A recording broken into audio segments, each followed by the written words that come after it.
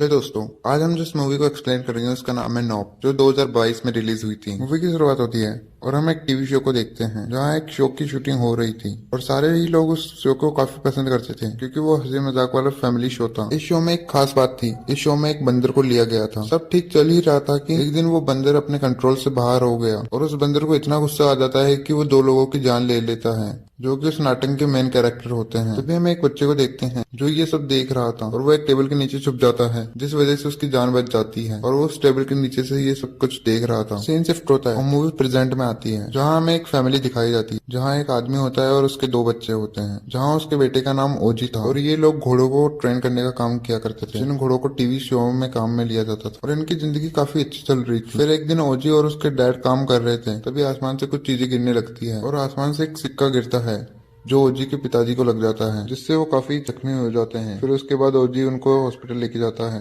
लेकिन हॉस्पिटल ले जाते डेड की हालत काफी खराब हो जाती है और वो हॉस्पिटल में दम तोड़ देते हैं। ओजी को इस बात से काफी सदमा होता है क्योंकि अचानक उसके डैड की मौत हो गई थी। फिर सब इस बात को इग्नोर करते हैं क्योंकि सबको लगता है कि प्लेन से कोई सिक्का गिर गया होगा। प्लेन शिफ्ट होता है और हम 6 महीने बाद देखते हैं। हम देखते हैं कि ओजी उस घटना के बाद परेशान सा रहने लगता है क्योंकि सारी जिम्मेदारी उसके सिर पे आ गई थी और उसे ही उसका फैमिली का बिजनेस संभालना था। ओजी एक प्रोजेक्ट पे आता है, वो अपने साथ अपना खास घोड़ा भी लेके आया था क्योंकि आज वहाँ पे टीवी शो पे शूट होने वाला था। तभी हम देखते हैं कि वहाँ पे ओजी की बहन भी आ जाती है और उसे टीवी शो करना काफी पसंद थे और वो इसी में अपना नाम बनाना चाहती थी। जैसे शूटिंग चालू होती है तभी वो घोड़ा लात मारने लगता है। वो किसी के काबू में आ ही नहीं रहा था जिस वजह से ओजी को इस प्रोजेक्ट से निकाल दिया जाता है और ओजी पे अब किसी को भरोसा भी नहीं रहा था। फिर ओजी और उसकी बहन घर आते हैं। उसकी बहन का नाम एमी था और इससे पहले उसकी बहन उसके साथ नहीं रहती थी। वो साथ रहने का प्लान करते हैं क्योंकि जब से उनके डैड की मौत हुई थी तब से उनका बिजनेस अच्छा नहीं चल रहा था। इसलिए ये दोनों डिसाइड करते हैं कि हम मेहनत करके इस बिजनेस को वापस सेटल करेंगे। ओजी की इतनी हालत खराब हो गई थी कि उसने अपने कुछ घोड़े बेच दिए थे और घोड़े खरीदने वाला कोई और नहीं होता है, एक फैमिली पार्क का मालिक था जो और कोई नहीं बल्कि वो बच्चा होता है जिसे हमने मूवी की शुरुआत में देखा था, जिसे कि उस बंदर ने छोड़ दिया था और उसने एक्टिंग को छोड़ के ये पार्क बना लिया था। ओजी और उसकी बहन उसके ऑफिस में आते हैं क्योंकि ओजी उसके पास अपना खास घोड़ा बेचने आया था, जहाँ पर एमी उसकी टीवी शो की फोटो और कुछ सामान देख लेती है जो एमी को काफी पसंद आता है। जिसके बाद वो एक्टर उन्हें उसके साथ हुई घटना के बारे में बताता है। फिर वो दोनों भाई बहन घोड़ा बेचकर अपने घर वापस आ जाते हैं। तभी रात में एमी गाने बजा के डांस करने लगती है और ओजी अपने घोड़ों को देखने बाहर जाता है। ये ओजी एक घोड़े को खोलता है तभी वो घोड़ा एकदम से बहुत तेज भागने लगता है और घर की लाइट भी जलने बुझने लगती है जिसे देख के ओजी डर जाता है और तभी ओजी को आसमान से कुछ अजीब तरह की आवाजें आने लगती है और इस बार ओजी कुछ अजीब सी उड़ती हुई चीज देखता है और पलक झपकते ही वो गायब हो जाती है। थोड़ी देर बाद ओजी अपने घर आ जाता है।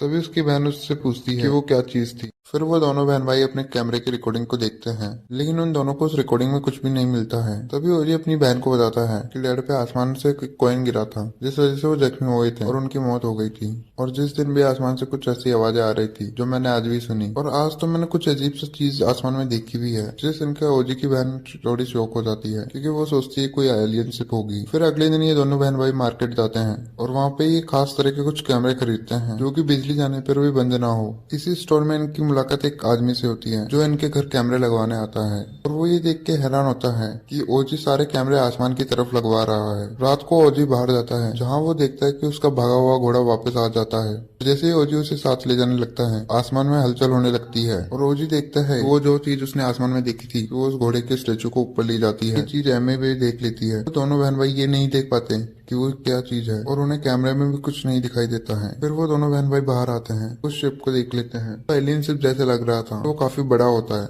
और वो काफी स्पीड में चला जाता है। अगले दिन ये दोनों बहन भाई एक फैसला करते हैं, हम इस एलियन शिप से फेमस होंगे। ये दोनों बहन भाई एक डायरेक्टर को फोन करते हैं और इस घटना के बारे में बताते हैं और इस डायरेक्टर को अपने यहाँ पे बुलाते हैं, लेकिन उस डायरेक्टर को इनकी बातों पे विश्वास नहीं हो रहा था जिस वजह से वो मना कर देता है। लेकिन अगले दिन वो मैकेनिक वापस आ जाता है, वो भी इनके घर के कैमरे को चुपके से देख रहा था। वो ये सारी चीजें देख लेता है। फिर वो मैकेनिक ओजी और उसकी बहन को एक वीडियो दिखाता है जहाँ वो दिखाता है कि पहाड़ के ऊपर एक बादल हिल नहीं रहा है, काफी दिनों से एक ही जगह पे है। जिसे देख के ओजी भी शौक होता है, यानी कि वो एलियन से भी इतने दिनों से वहाँ पे छुप के रह रहा है। फिर एमे बोलती है कि हमारे पास एलियन होने का सबूत भी है और हम दुनिया को बता सकते हैं, लेकिन वो मैकेनिक मना कर देता है। वो बोलता है कि हमारी बात पे कोई भी विश्वास नहीं करेगा। अगर हम इस एलियन के बारे में कुछ दुनिया को बताना चाहते हैं उसके लिए हमारे पास सॉलिड प्रूफ होना चाहिए। दूसरी तरफ उस पार्क में एक शो होने वाला था, वहाँ पर काफी सारे लोग आए हुए थे।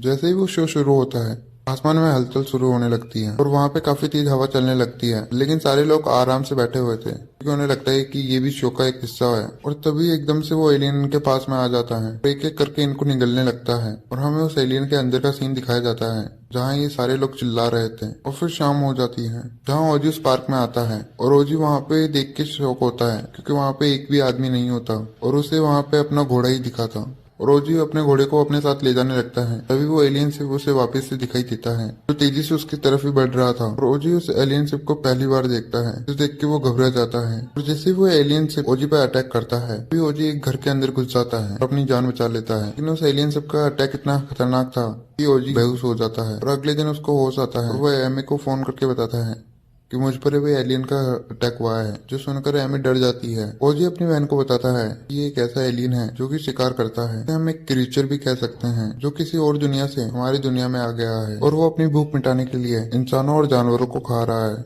फिर वो मैकेनिक भी इनके घर से निकल जाता है और वो मैकेनिक थोड़ी दूर जाता है और उसकी कार बंद हो जाती है, यानी कि वो एलियन उनके आसपास होता है। कि जब भी वो एलियन पास में होता है तब इलेक्ट्रिसिटी काम करना बंद कर देती है। यही वजह थी कि वो कैमरा भी काम करना बंद कर देते हैं और यही रीजन है कि इनके घर की लाइट भी जल बुझ रही थी। और वो मैकेनिक भी वापस घर आ जाता है और उन्हें आसमान से कुछ आवाजें आने लगती है जो उस एलियन के अंदर लोगों की होती है, जहाँ वो एलियन उन लोगों को मार मार के उन्हें हजम कर रहा था। और तभी वहाँ पे खून की बारिश होने लगती है, जो देख के एमी और वो मैकेनिक काफी डर जाते हैं। तभी हम देखते हैं कि ओजी भी घर के करीब आने लगता है, लेकिन उसकी भी गाड़ी बंद हो जाती है। ओजी देखता है कि वो एलियन उनके घर के ऊपर बैठा हुआ है और उस एलियन की काफी बड़ी साइज होती है, उसने उनका पूरा घर कवर कर रखा था। तभी वो एलियन उस नकली घोड़े को नीचे फेंक देता है, जो कि ओजी की कार पे आके गिरता है, जिससे कि ओजी की बाल बाल जान बचती है। तभी ओजी को उसकी एक कमजोरी का पता चल जाता है कि यानी कि उस एलियन को ना देखो तो वो उस पर अटैक नहीं करेगा। फिर सुबह हो जाती है और वो तीनों मिलकर उस टाउन से काफी दूर चले जाते हैं। चारों तरफ न्यूज फैल रही थी कि टाउन में एक शिकारी आ गया है जो लोगों को मार रहा है। ओजी उस मैकेनिक और अपनी बहन को बोलता है कि अपने घोड़े वहाँ पे हैं और उनकी जान खतरे में है, इसलिए हमें उनकी जान बचाने के लिए वापस जाना होगा।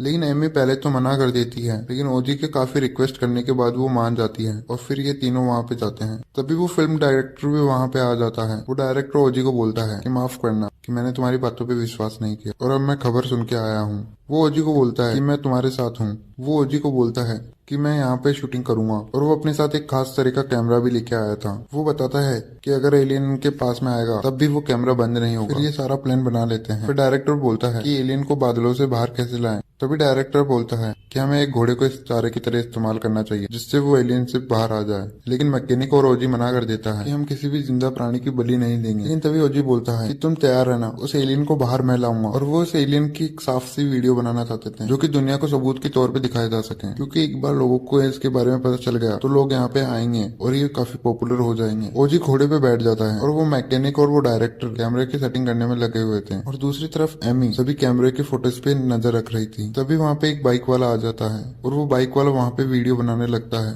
तभी एमी उससे बोलती है कि यहाँ पे खतरा है, तुम यहाँ से चले जाओ। लेकिन वो एमी की बातों को नजरअंदाज करता है और वो एलियन भी उनके पास आ जाता है, जिस वजह से उस आदमी की बाइक बंद हो जाती है। तभी वो एलियन उसके पास आ जाता है और उस लड़के को अपने अंदर ले लेता है। तभी वो एलियन ओजी और उसके घोड़े के पीछे पड़ जाता है और वो एलियन साफ साफ दिखाई दे रहा था जिसकी वीडियो वो डायरेक्टर बना रहा था। लेकिन जैसे ही वो ओजी को निकलने वाला था ओजी नीचे झुक जाता है और अपनी जान बचा लेता है। और डायरेक्टर पहली बार उस एलियन को देख रहा था, जिसे देख के वो काफी हैरान होता है और वो काफी खुश भी होता है क्योंकि उसने उस एलियन का वीडियो बना लिया था। लेकिन वो वीडियो बनाने में इतना पागल हो जाता है कि वो अपना कैमरा उठाकर उस एलियन के सामने जाके वीडियो बनाने लग जाता है और वो उस डायरेक्टर को निगल लेता है।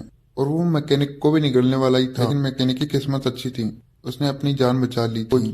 तभी एलियन ओजी के पीछे पड़ जाता है। तभी एमी उस पार्क में आ जाती है। वो वहाँ पे आके एक बैलून को उड़ा देती है जो कि उस एलियन से काफी बड़ा होता है। और जैसे ही वो एलियन उस पार्क के पास आता है तभी वहाँ पे लगे कैमरे में उसकी वीडियो रिकॉर्ड हो जाती है और एलियन उस बैलून को निगल जाता है। और जैसे ही वो निकलता है तो उसमें जो हवा होती है तो वो गुब्बारा फट जाता है, इस वजह से वो एलियन फट जाता है और ये वीडियो भी एमी बना लेती है। तभी एमी अपने भाई को देखती है, जिस देख के एमी काफी खुश हो जाती है क्योंकि उन दोनों ने आखिरी टाइम तक उस एलियन का सामना किया और उनकी वजह से वो एलियन मारा गया। और इसी के साथ ये मूवी